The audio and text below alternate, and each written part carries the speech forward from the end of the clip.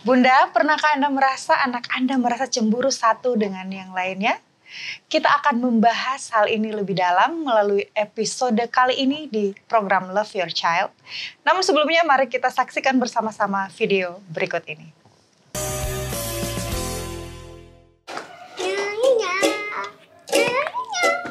Ih, kau lucu banget deh. Makan dulu ya. Nom nom nom.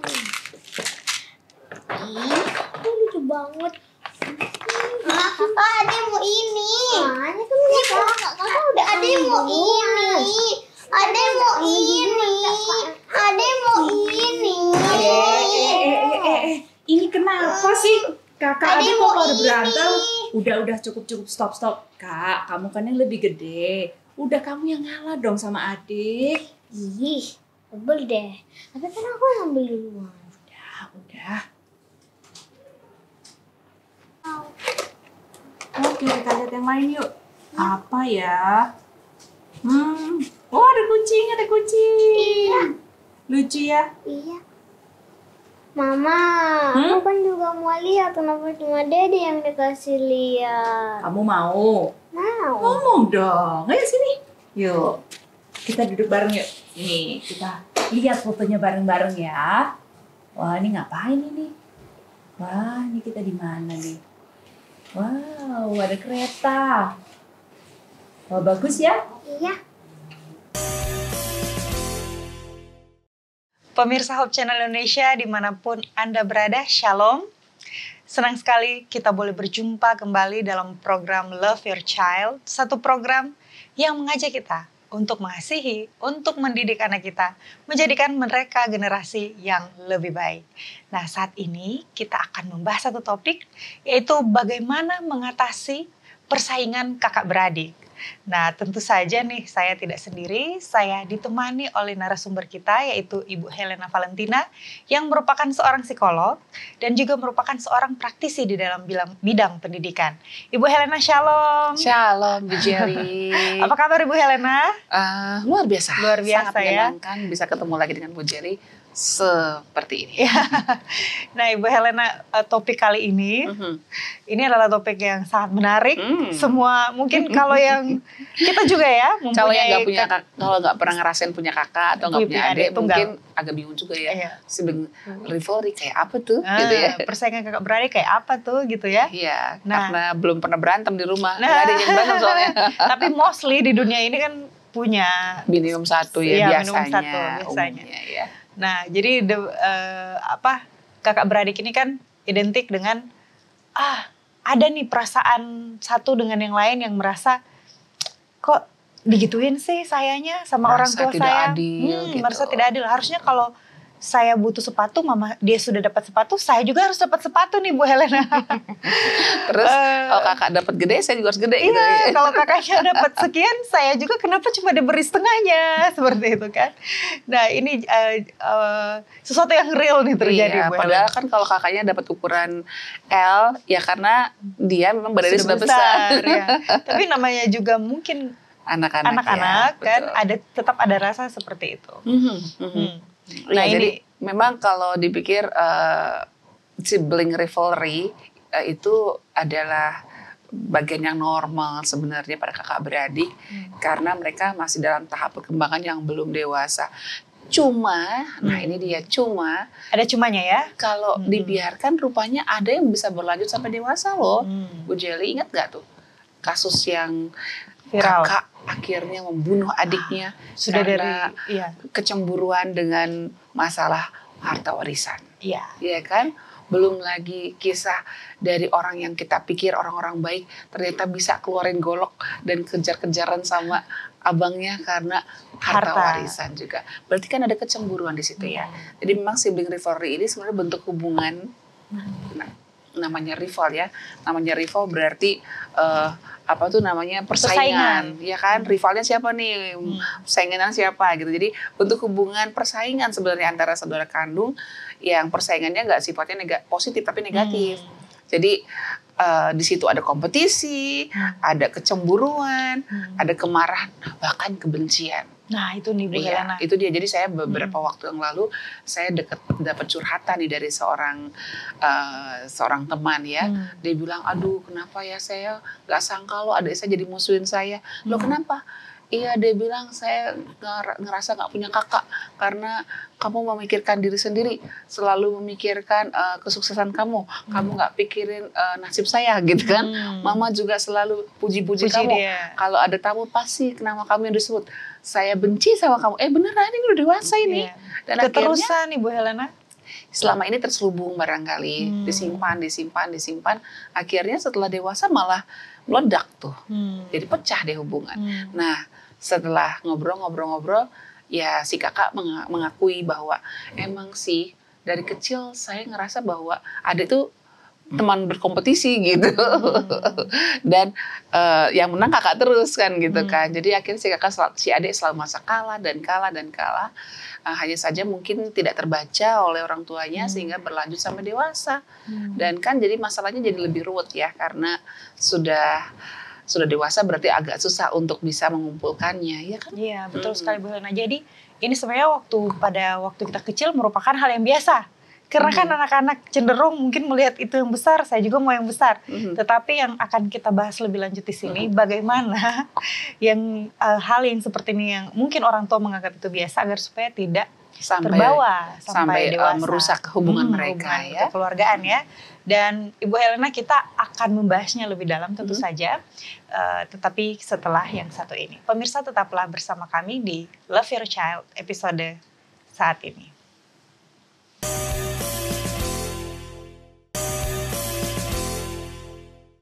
Pemirsa, Anda masih bersama kami dalam Love Your Child episode kali ini yang kita akan membahas tentang mengatasi persaingan kakak beradik nih. Dan kita, Ibu Helena tadi sudah membahas beberapa hal dan mungkin saat ini merupakan sesuatu yang dibilang lumrah lah begitu Bu Helena.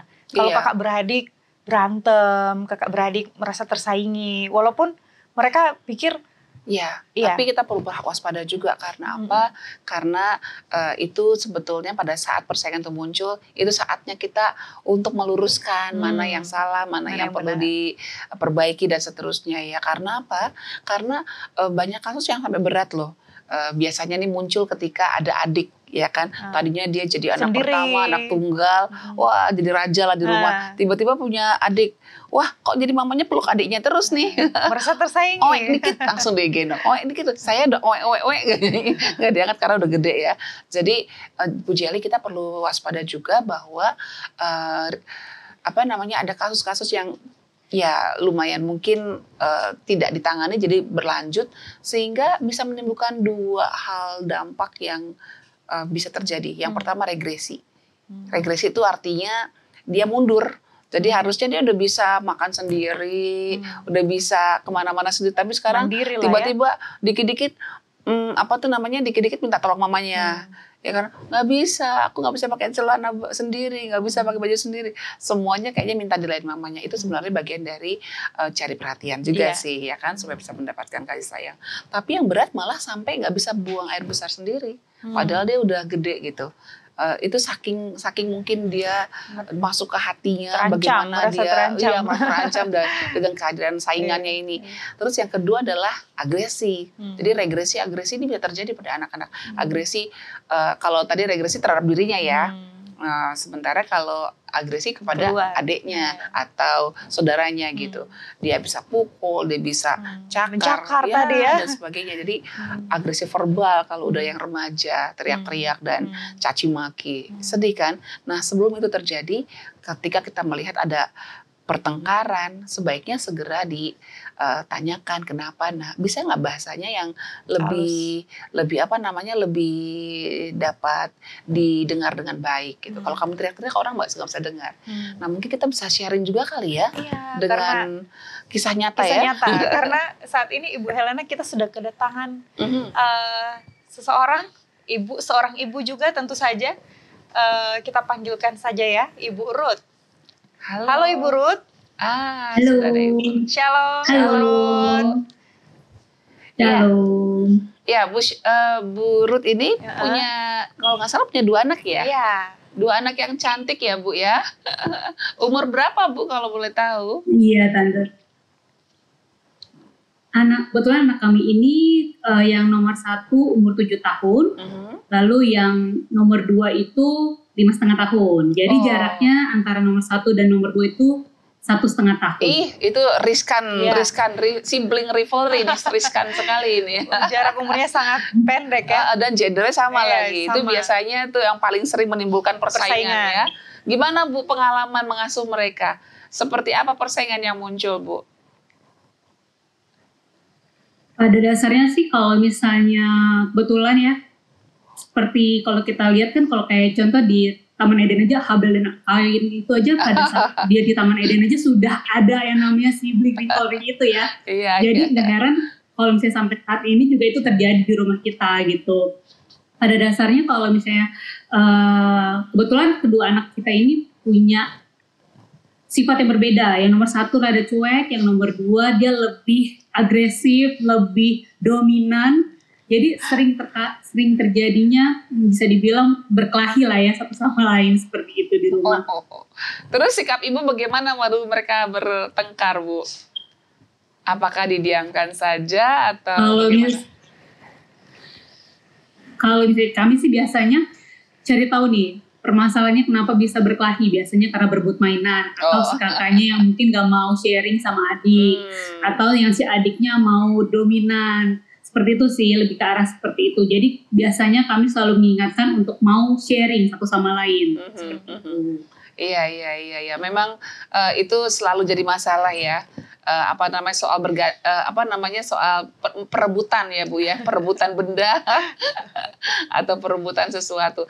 Nah, biasanya kalau pada saat bertengkar seperti itu yang dilakukan oleh mereka agresi fisik kah atau agresi verbal atau gimana Bu?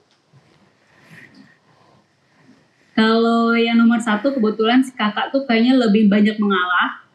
Yang nomor 2, yang mereka tuh dia langsung bisa jambak kakaknya atau dia bisa kejar kakaknya sampai lari-larian di rumah seperti itu. Waduh, ini tenaganya besar sekali ya. Ini dikasih makan apa Bu? Iya, nomor 2. Iya. Nah, terus kalau ibu sudah ajak bicara, apakah mereka langsung bisa segera sadar atau seperti apa? Pada saat kita biasanya langsung kita ajak berbicara sih, biasanya kita selalu minta untuk baikan satu sama lain ya. Terus akhirnya mereka mau saling ya shake hand untuk langsung mereka akan hug. Tapi pasti 2 hari kemudian akan terjadi lagi seperti itu ya.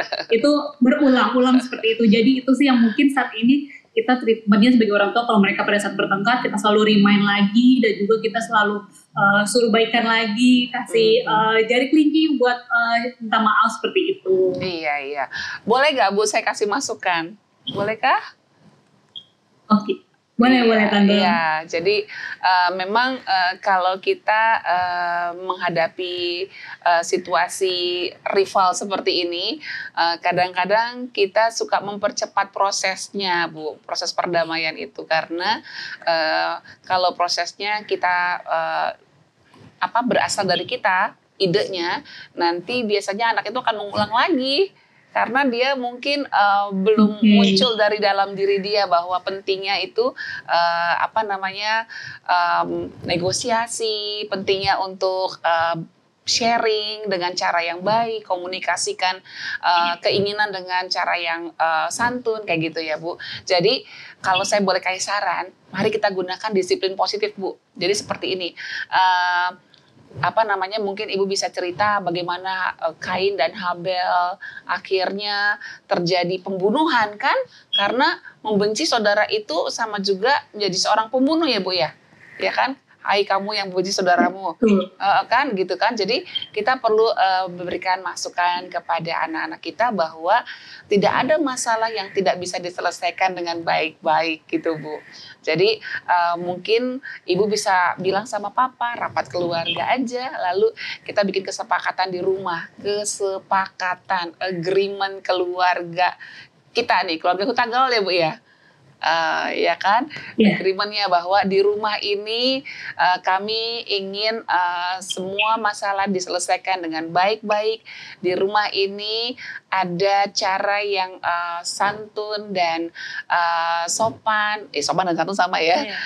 Santun dan bersahabat pada saat menyelesaikan masalah. Semua masalah bisa dibicarakan dengan kata-kata yang ramah dan tidak menyakiti gitu Bu.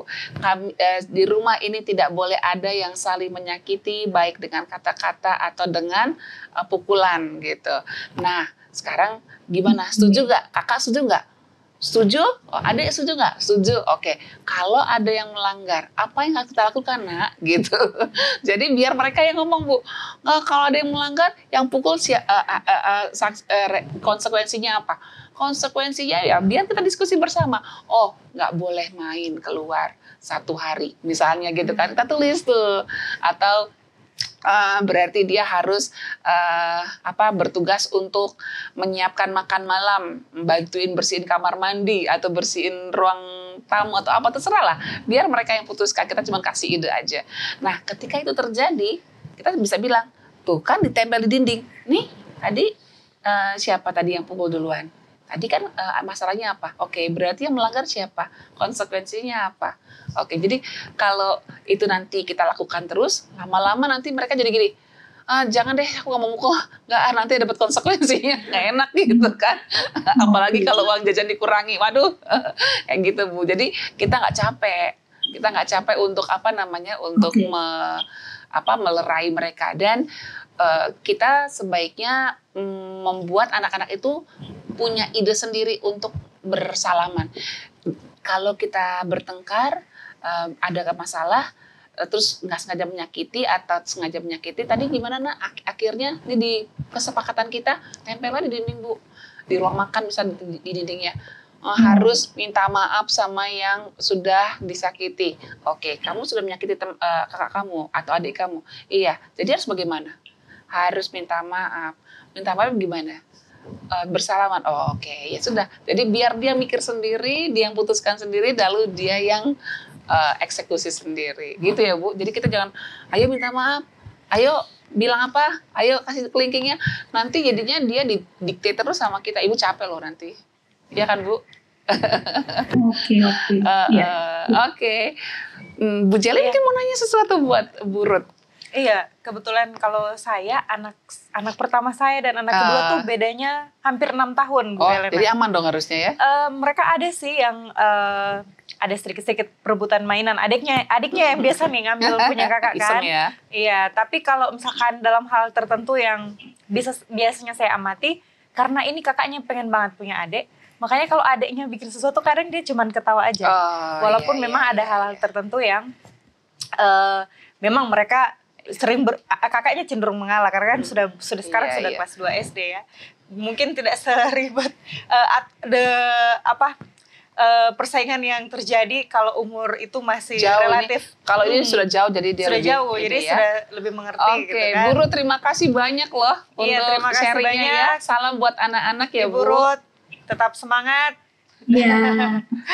Dibuat agreementnya ya Bu, kesepakatannya ya. Oke, terima kasih banyak Ibu Ruth. Ya. Baik, Ibu Helena, kita akan kembali membahas tentang bagaimana persaingan antara kakak beradik ini dan bagaimana cara mengatasi ada dampak mungkin positif yang bisa kita dapat. Untuk itu pemirsa tetaplah bersama kami akan kembali setelah yang satu ini.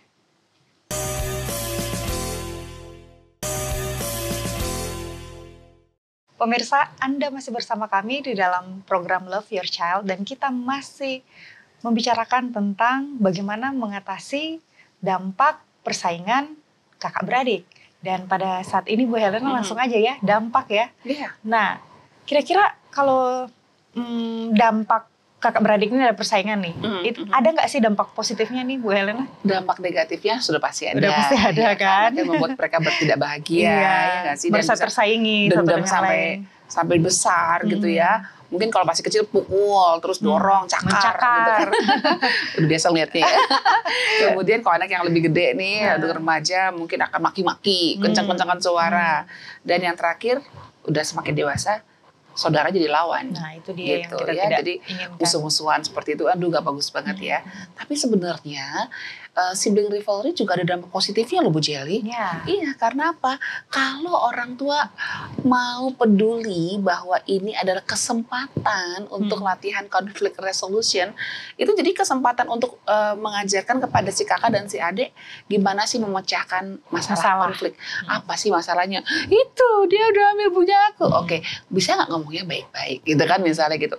Tapi mama selalu bela dia. Oke, yang kapan? Bisa dijelaskan.